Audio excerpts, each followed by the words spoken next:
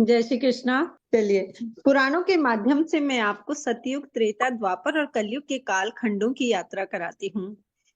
कहते हैं कि जो सतयुग, त्रेता और द्वापर में जो सब कुछ जप तप और बड़े बड़े हवन और बड़ी बड़ी पूजा पाठ के माध्यम से किया जाता था, उसका सबसे बड़ा फायदा कलयुग में है।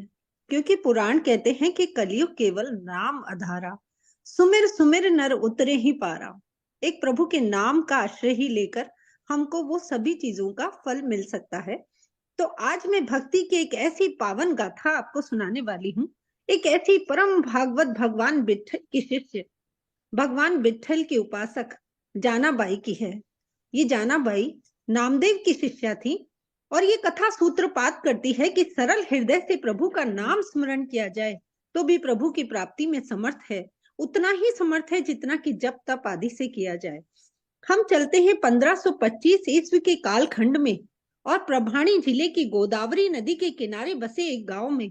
गांव का नाम है गंगा खंड, जहां एक तेली दंपति के परिवार में एक परम भागवत पुत्री का जन्म हुआ।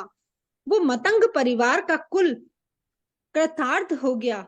वो जननी पुण्यवती हुई और पिता दामा, माता करुणबाई ऐसी पुत्री को पाकर अत्यंत प्रसन्न हुए। कहते हैं पूत के पग पालने में ही दिख जाते हैं। वो नन्ही सी बालिका जैसे जैसे बड़ी होती गई, प्रभु के नित्य नाम सेवा पूजा में मन लगने लगा। कहते हैं कि एक बार संतों की टोली गांव में घूम घूम कर अमनिया सामग्री इकट्ठी कर रही थी। संत विठल का नाम जाप करते थे। जानाबाई की माता ने भी कहा, पुत्री एक मुट्ठी अन्न संतों को देकर आजा। संजोग से संतों की टोली एक मंदिर में बैठकर विठल के नाम का कीर्तन कर रही थी। जानाबाई भी भक्तों के इस कीर्तन को देखकर भाव विभोर हो गई और पांडुरंग के लिए भक्ति का प्रेम बीज विकसित हो गया। मन में विठल के प्रति अनुराग जग गया। शायद प्रारब्ध ही रहा होगा, तभी तो नन्हे से बाल सुलभ मन में भक्ति का एक ऐसा बीज अंकुरित हो गया। कोई कहते हैं कि 12 वर्ष की अवस्था रही होगी जब दामा परिवार पांडुरंग के दर्शन करने पंढरपुर आए।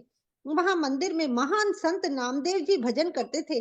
नामदेव जी परम भागवत थे। प्रभु की रूप माधुरी का सजीव दर्शन करते और अपने भक्तों के माध्यम में, अपने भजनों के माध्यम से उसका वर्णन करते। जानाबाई तो मन तन प्राण से उनकी शिष्या हो गई। माता पिता ने जब चलना चाहा तो बेटी ने जाने से मना कर दिया। बोले अब तो मैं यहीं रहूंगी और पंडरीनाथ की पूजा दर्शन करूंगी। माता पिता मना मना कर हार गए। आखिर में नामदेव जी की शरण में गए। विनती की, प्रभु मेरी पुत्री आपके भक्ति भाव पर रीझ गई है, इसकी शरणागति कैसे होगी। नामदेव जी तो उस जीव की भविष्य गाथा देखते ही जान गए कि प्रभु की परम कृपा पात्र होगी। नामदेव जी प्रभु की कृपा से त्रिकालदर्शी थे। भूत वर्तमान और भविष्य जान पाते थे। जान गए कि प्रभु कृपा करके यहाँ ले आए हैं। बोले ठीक है, हमारे आश्रम में छोड़ जाओ, हमारे बहन के रूप में रहेगी। अब जानाबाई की प्रसन्नता का तो ठिकाना नहीं। नामदेव जी की कुटिया की झाड़ू बुहार करती, भोजन बनाती, गुरु सेवा में मन रम गया। सदगुरु की शरणागति तो परम पद देती है। कुछ वर्ष बीत गए। जानाबाई मन लगाकर गुरु चरणों की सेवा करती। एक दिन नामदेव जी सरल हृदय जानाबाई के पास बुलाकर बोले, बेटी तू सीधी सादी भोली बाली है, शास्त्र का विचार जानती नहीं है, पोथी पढ़ना तुझे आता नहीं है। मैं सिर्फ तुझे एक ही मंत्र देता हूँ, विठल विठल के नाम का जाप किया कर। और ये गुरु मंत्र देकर दीक्षित कर दिया। अब वो सीधा साधा सरल हृदय विठल के नाम के जाप में लग गया। व्रती तदाकार हो गई। उनके नाम का महिमा और यश चतुर्दश दिशाओं में फैलने लगा। सांस सांस से विठल का नाम जपने लगी। प्रबल आसक्ति प्रभु के प्रति इतनी बढ़ गई कि मंदिर में जाती तो प्रभु की मूर्ति को एक टक निहारती, अश्रुपात करती, नाचती और प्रभु के नाम का सतत सुमिरन करती। संत नामदेव भी प्रभु नाम का सतत जाप व्याकुल हृदय से करते थे। एक दिन एकादशी के दिन संत नामदेव जी के यहाँ रात्रि जागरण था। बड़े बड़े भक्त इकट्ठे हुए। विठल नाम का जाप, ध्यान और माधुर्य पूरी रात चला। जानाबाई भी प्रभु नाम का स्मरण करती करती भक्तों की सेवा करती रही। सब भक्त तो कीर्तन करके प्रातःकाल चले गए, लेकिन जानाबाई तो की व्रती तो भाव में तदाकार हो गई। मन विठल के ध्यान में लग गया। कब प्रातः हुआ पता ही न चला और जब वो समाधि खुली तो पता लगा बड़ा विलंब हो गया। अब तो गुरु के घर में सारा काम विलंब से होगा। दौड़कर भागी नदी के किनारे और गुरु के वस्त्रों को उठाकर चंद्रभागा नदी के किनारे गई। अभी तो आटा पीसना है, सोहनी करनी है, बर्तन मांजना है, सोचती जा रही थी कि देखा एक वृद्ध महिला निकट आई और बोली, बेटी तू चिंता मत कर, तुम्हारे ये वस्त्र मुझे दे दे, मैं धो देती हूँ। बर्तन मांज कर आजा, मैं तेरी मदद करती हूँ। देखो ना, मैं बहुत सुंदर तरीके से धो दूंगी, तू चिंता न करना, मैंने पूरा जीवन यही काम किया है और एक बार मैं जिसके वस्त्र धो देती हूँ फिर वो कभी मलिन नहीं होते। तू चिंता न कर, जाकर गुरु के घर में बाकी कार्य समाप्त करके आ जा। बड़ी सकुचाती हुई जाना बाई काम छोड़कर चली गई और जब वापस आई तो उस वृद्ध महिला ने पूरे वस्त्र धोकर सुखा दिए। जाना बाई तो प्रेम में पड़कर प्रणाम करने लगी, आप कौन हैं? इतनी उदार महिला मैंने अपने जीवन में नहीं देखी, शायद मेरी बिट्ठल की कृपा होगी, उन्होंने ही आपको भेजा होगा। नहीं जानती कि बिट्ठल स्वयं आए हैं।